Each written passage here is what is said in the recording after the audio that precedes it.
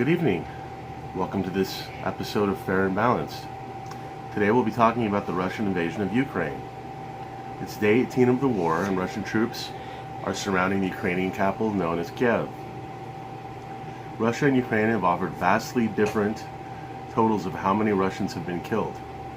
Moscow has said as low as 2,870 soldiers have been lost, while Ukrainian media claims 11,000 Russians killed. So the truth is probably somewhere in between.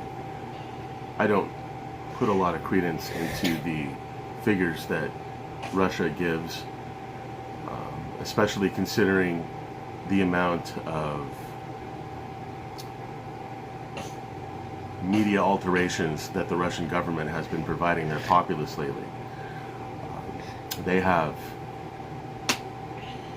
made it illegal to mention the word war in Russian media, and they have a very tight grip at this point in time on the amount of information that is being released to the Russian people.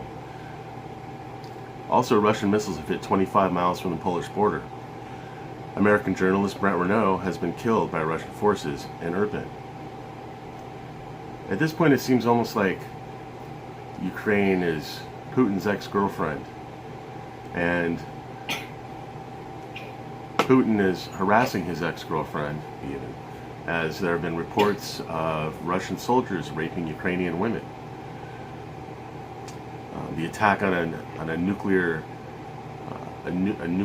factory, which has been labeled as a possible war crime by the West and by NATO, firing at residential apartment buildings, hospitals, schools, all possible war crimes. So as Putin continues to harass his ex-girlfriend and try to get her to come back to him, and she's through, I think she's pretty much done with him, and he will not accept it, he continues to hold the world hostage through his nuclear arsenal. President Biden has already made it clear that he will not use the no-fly zone to deter Russian forces. He's been heavily criticized for that, but I'm pretty convinced that no matter what he does, he's going to be heavily criticized for it. He's in a tough position. Both sides are criticizing him for doing two completely different things. So things are becoming very tough for the Biden administration.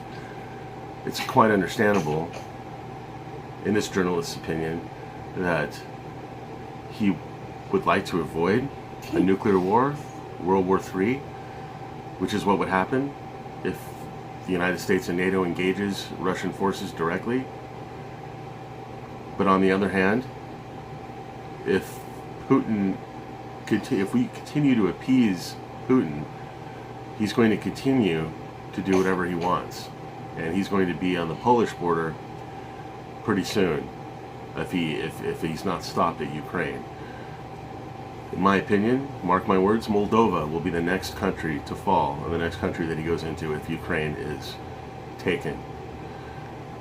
So far, the Ukrainians are putting up a valiant resistance, and I think it's going to be very difficult for Russians to have a continuous occupation of the country of Ukraine.